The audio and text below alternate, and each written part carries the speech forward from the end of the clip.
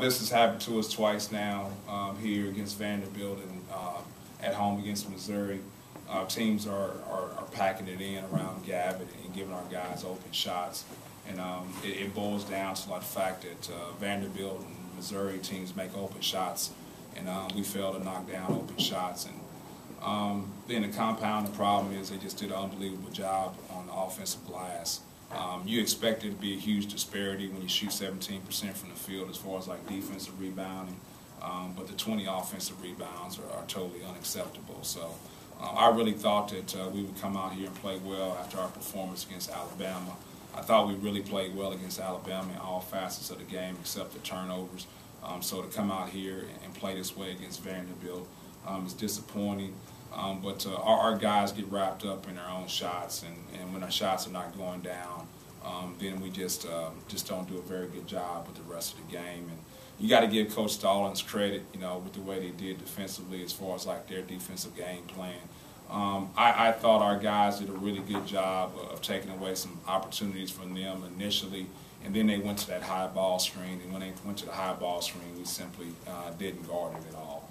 Jalen and Gavin both said that something has to change, whether it's the way they practice or the way they just come out and approach the game. And what can you change, you think? Well, I thought we had done that against Alabama, so I thought we had some things figured out. But I didn't think, you know, our guys came out not playing hard. I don't think that was a problem.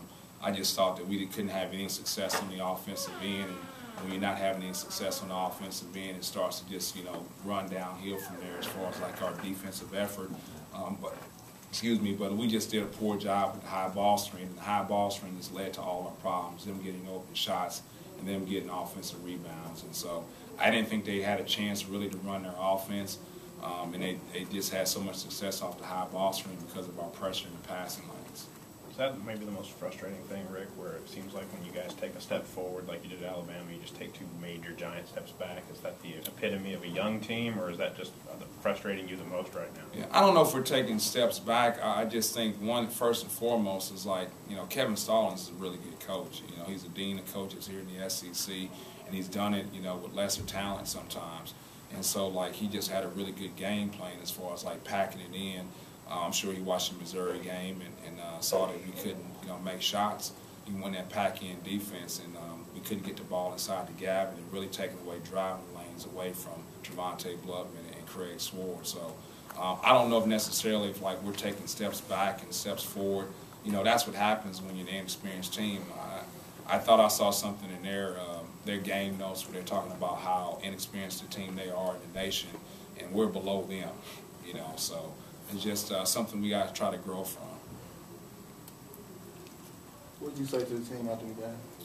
Well, I just said there was a couple things, you know. One is like the high ball screen. You know, I had a column of me and you. I said, like, that's a combination of two. I said, I don't think we drilled enough on it because, you know, it's probably going to come down to that. If we do, we need to do defensively. But I thought we got screened way too easy in the high ball screen. You know, the rebounding is a combination of the two. I don't know if we drilled enough as far as, like, getting defensive rebounds against long shots. But also it comes down to them, like, you know, finding a way to get that defensive rebound. And the shooting, it's on them. You know, like, they've got to get in the gym beyond what we do here and be able to make open shots, because people have a formula of how to play us. And the formula of how to play us is, like, take away driving lanes from Craig Sword and Trevonte and pack it in around Gavin. So, like, them coming in and getting shots up. And then the last thing was the turnovers. You know, the turnovers is on them as well, too. So I said, like, I've got to get some things that we do better in practice so I can make sure I prepare us for these things that's going to happen in the game. And then they got to do the same thing. It's got to be a marriage.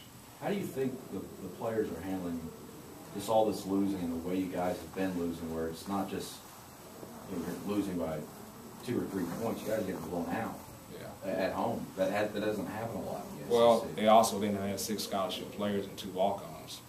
So, like, all these stats about, like, the difference and, like, how bad we're getting blown out, I'd like somebody to go back and look at the stats and see how many scholarship players they had.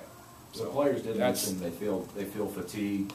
Do you figure that's what's happening in some of these games? Or?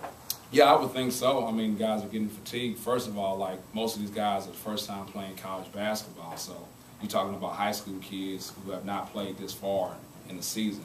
So they play in so many games. They probably haven't played this many games in their life before, practiced this long in their life before. And then most of these guys are playing, these minutes, playing 28 minutes, 30 minutes, and things like that. So fatigue is going to set in. So that's to be expected. We can't do anything about it. We don't have any more guys coming in this season. We can't lessen their playing time, and we can't stop the season. So, I believe fatigue is a factor, but it's like us fighting through that fatigue is the key. When you watch what Kevin is doing with this team offensively, and they've gotten better the last week or so offensively, it just seemed like they got so many guys involved today, and it just seemed like that made them even more harder to guard. I know what you're doing is different philosophically, but do you notice that when you're just trying to guard them and get a game plan together for them defensively? Well, they're running some variation of the Princeton offense, and the Princeton offense is based upon guys, first of all, that can shoot the basketball and moving the ball through the air. So it's been beneficial to them. They got smart guys who know how to play basketball, and he set them up correctly. So, I just think that any time you play a coach like that, who's a veteran coach that knows how to get some things done and how to attack some of your deficiencies, that's part of coaching. It's trying to figure out a game plan to make your team successful, and he figured it out.